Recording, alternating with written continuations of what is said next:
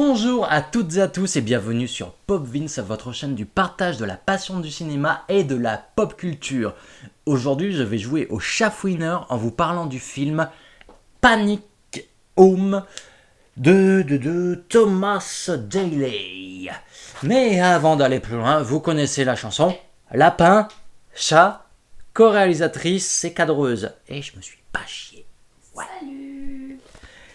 Synopsis. Le seul espoir d'une famille prise en otage par un gang est la petite amie du fils, cachée dans un coin de la maison. Un synopsis un chouïa tout petit pour un film qui est tout de même assez longounet, puisqu'il dure quand même une bonne heure 27, un truc dans le genre, je crois bien. Et ici, le film en allant droit à l'essentiel sur certains points. Notamment en commençant avec une séquence où on voit le personnage de Kaya Scodelario. Oh, la charmante Kaya Scodelario qu'on a pu voir dans Crawl ou encore dans Skins, là où elle a fait ses armes, série britannique. Et ici aussi, c'est un film britannique, bref. Mais oui, dès le début du film, on la voit se faire planter par son copain qui a tiré malencontreusement une flèche d'arbalète dans sa jambe. Ça, c'est filmé via type de vision par le téléphone. Et ensuite, on passe aux choses sérieuses avec écran titre, générique, blablabla, blablabla. Et on comprend, suite à cette intro, que cette blessure ne va servir à rien dans l'histoire du film. Puisque le personnage de Kaya Scodelario, j'ai pas noté son nom. Marc, c'est un bourge, famille de bourges, ça c'est le copain. Kelly, famille moyenne. Kelly, donc. On la suit dès le début du film, en train de faire les Assassin's Creed sur le toit de la maison de son copain. Bon, après, saluons tout de même la séquence qui est filmée type plan séquence. Vraiment, la caméra va suivre tous ses mouvements jusqu'à son entrée par la fenêtre. Et c'est juste marrant parce que elle va faire une roulade sur le lit. Et c'est le seul moment dans le film où elle va faire « Aïe, j'ai mal ». Après, ça revient jamais. La fille... C'est l'adrénaline. Ah ouais. La fille, ça devient une super guerrière. Elle fait tous les trucs de fou sous la douche, dans les escaliers, tout ça. De la grimpette, hein. Ah oui, les grimpettes. Ouais. Type escalade. Voilà, maintien. Pas de la grimpette sur une poutre. Sous l'adrénaline, je te jure qu'on peut faire des trucs de fou. Mais par rapport au film, la fille, c'est un petit peu le cliché de la final girl, la fille survivante qui tient jusqu'au bout et qui va défoncer tous les méchants. Je suis en train de spoiler le film, là. Non, je suis en train de parler du principe de la final girl. Je vais pas spoiler le film. Donc, on comprend rapidement qu'il y a quand même que la famille de Mark est une famille dysfonctionnelle, puisqu'il y a souvent des prises de tête, hein, que ce soit entre Mark et son beau-père et sa mère, parce que c'est une famille recomposée. Voilà. Et arrive le Home Invasion. Qu'est-ce que c'est que le Home Invasion ? Le Home Invasion, dans le cinéma d'horreur, entre guillemets, c'est le principe de personnages qui arrivent dans la maison, qui te séquestrent dans la maison et qui au final vont apporter une certaine menace, qui vont chercher à te faire du mal. On peut retrouver ce principe-là notamment dans des films type Panic Room, dont on pourrait faire un peu l'amalgame avec Panic House. Cependant, Panic Room, c'était le film avec Jodie Foster et la très jeune Kristen Stewart à cette époque. Il y avait Jared Leto aussi dedans.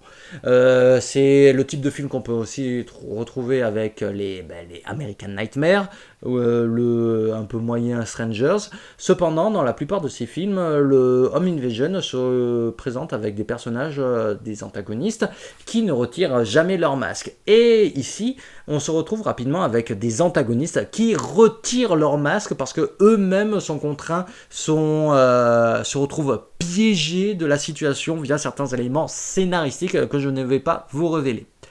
Après, on comprend vite qu'il y a un plan de leur côté, on n'en sait pas trop le pourquoi du comment, mais on sait qu'ils sont là dans un but, on comprend que le beau-père du coup de Mark de marque a un lien dans l'histoire, que c'est un outil pour eux qui va leur permettre d'arriver à leur fin.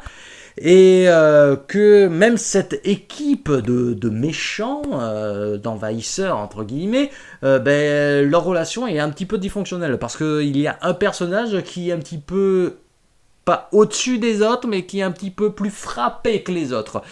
Déjà, ils ont choisi un acteur qui renvoie bien cette image, et dans sa manière de faire tout ça, ça se remarque assez rapidement. Déjà, le principe de ces malfaiteurs-là était de ne pas faire couler le sang. Lui, il va passer le pas sur un personnage, et en plus, il va passer le pas, mais le marquer sur lui, puisque on dirait qu'il se scarifie pour noter ses victimes. Après, c'est une théorie comme ça. Il n'y a rien de vraiment concret qui explique pourquoi il fait ça. Et c'est vrai en plus. Il n'y a rien qui explique pourquoi il fait ça. Juste à part qu'il est frappé. Ceci étant dit, je ne pense pas plus m'étaler sur l'histoire du film. Tac, je regarde rapidement mes notes. Oui, bon, c'est vrai que le film, bien que on puisse être pris dedans, il peut paraître longué parce que... je l'ai pas trouvé longué. Ah, tu l'as pas trouvé longué ? Non. Parce que après l'histoire en soi, elle est très basique, hein, elle n'est pas folle. Non, mais Il faut quand même attendre les twists scénaristiques qui arrivent à la fin pour quand même on se dise ah ouais, c'est quand même intéressant la manière dont ça a mené. Mais après sinon il y a certains personnages, tu aurais pu les éliminer, ça aurait pas fait de mal à l'intrigue. Hein. bon.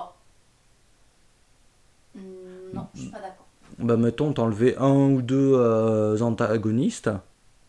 Oui, encore oui.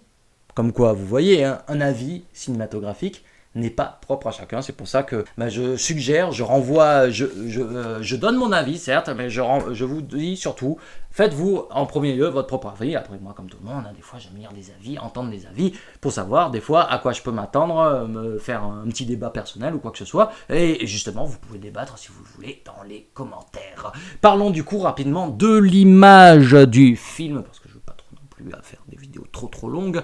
On peut noter des parallèles intéressants. Bon, déjà, j'ai noté la séquence, le plan séquence de début qui est très intéressant. Lorsque les antagonistes pénètrent dans la maison, mais j'ai beaucoup aimé le parallèle entre la tranquillité et l'invasion des méchants, des méchants. Pareil, comment est filmée la maison au tout début, j'ai beaucoup aimé parce que là, la maison de Marc, c'est une maison qui est toute en briques et c'est filmé de manière un petit peu en contre-plongée. Du coup, ça donne une sorte de côté immense à cette maison et ce côté brique, ça renforce le sentiment, je trouve, d'emprisonnement que ça prête à ressentir les personnages.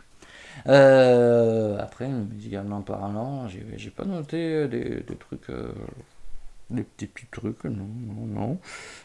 Quelques petits trucs qui m'ont chafouiné. Oui, le film, je trouve que j'ai pas dit quand est-ce qu'il était, parce que je l'ai pas noté. Le film, comment dire, il y a un point scénaristique qui m'a un petit peu chafouiné, c'est un petit peu le début. Qui fait penser au film Don't Breath où tu as une bande de jeunes qui envahissent la maison d'un vétéran de la guerre et qui droguent le chien. Et après, soi-disant, ils ont l'air très bien renseignés sur la maison, mais ils semblaient pas savoir qu'il y avait des caméras. Alors là, tout à l'heure, on en discutait rapidement, je critiquais le fait que peut-être que par un manque de profondeur, personnellement comme je l'ai ressenti par rapport à ces antagonistes, ils auraient pu en virer un ou deux. Mais là, scénaristiquement, ils auraient pu au moins en rajouter un devant la salle de contrôle des caméras, parce que ça leur aurait évité bien des tracas. Ceci étant dit, moi j'en ai pas plus à dire sur ce Panic House. Panic Home, pardon. Tiger House en VO. J'ai toujours pas compris pourquoi Tiger House. Mais en soi, bon, c'est un film sympa. C'est un petit peu comme Nightmare Island. C'est le film sympa, mais que je vais pas m'amuser à regarder tous les dimanches. Ah, je préférerais regarder American Nightmare, hein.